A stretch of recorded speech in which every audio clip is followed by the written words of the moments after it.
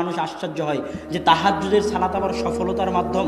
জি, তাহাজ্জুদের সালাত সফলতার মাধ্যম। দলিল আল্লাহ সুবহানাহু ওয়া তাআলা কোরআনে বলছে, ইয়া আইয়ুহাল মুযাম্মিল কুমিল লাইলা ইল্লা কালিলা নিসফাহু আও ইনকুস মিনহু কালিলা আও জিদ আলাইহি ওয়া রাত্তিলিল কুরআনা তারতিলা ইন্না সানুলকি আলাইকা কাওলান সাকিলা।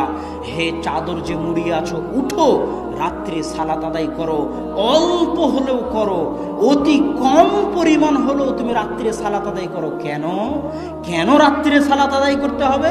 ইন্না সানুলকি আলাইকা কাওলান সাকিলা, আমি অচিরেই তোমার উপর এত কঠিন, এত ভয়াবহ, এত গুরুত্বপূর্ণ দায়িত্ব দিতে যাচ্ছি, যে কঠিন গুরুত্বপূর্ণ দায়িত্ব তুমি পালন করতে পারবে না যদি না তুমি রাত্রে সালাত আদায় করো। আর এক আয়াতে আল্লাহ সুবহানাহু ওয়া তাআলা বলছে, ওয়া মিনাল লাইলি ফাতাহাজ্জাদ বিহি নাফিলাতাল লাক আসা আইয়াবআসাকা রাব্বুকা মাকামান মাহমুদা। রাত্রে তাহাজ্জুদের সালাত আদায় করুন, কেননা আপনার প্রতিপালক আপনাকে অনেক উঁচু মর্যাদা দিতে চান, আর ওই উঁচু মর্যাদা পেতে চাইলে রাত্রে সালাত আদায় করতে হবে।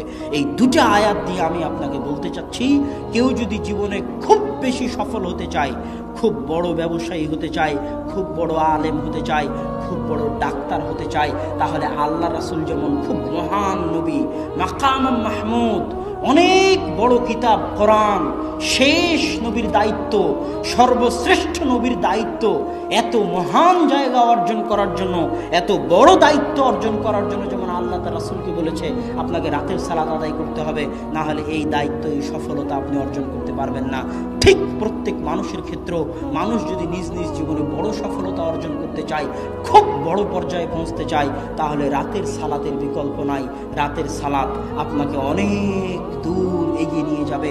আপনার ব্যক্তিগত, আপনার পারিবারিক, সামাজিক, রাষ্ট্রীয় সকল ক্ষেত্রে রাতের সালাত আপনাকে মহান সফলতা দিবে, এত কোনো সন্দেহ নাই।